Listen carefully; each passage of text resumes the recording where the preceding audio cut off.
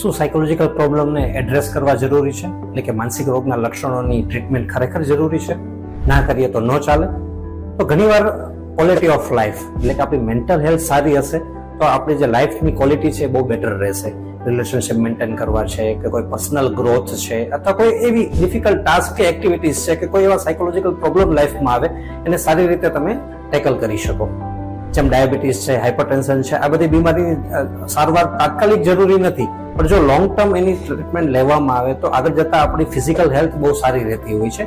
એવી જ રીતે સાયકોલોજીકલ પ્રોબ્લેમની તાત્કાલિક કંઈ નથી થઈ જવાનું. સાયકોલોજીકલ પ્રોબ્લેમ લીધે તમારે કોઈ એવું તાત્કાલિક નુકસાન નથી, પણ જો એને પ્રોપર ટાઈમે એડ્રેસ કરી લેવામાં આવે કે ટ્રીટમેન્ટ લઈ લેવામાં આવે તો માઇન્ડની જે ક્વોલિટી છે બહુ બેટર રહેતી હોય છે. ઘણીવાર ઘણા લોકોને ડર હોય છે કે આ સારવાર લેવાથી આદત પડી જતી હોય છે, તો એવું કશું નથી હોતું. એ જરૂરિયાત છે જે શોર્ટ ટર્મ માટે છે. પ્રોબ્લેમ સોલ્વ થવાથી સારવાર પણ પૂરી થઈ જતી હોય છે અને આપણું માઇન્ડ છે એકદમ હેલ્ધી રહેતું હોય છે. Thank you.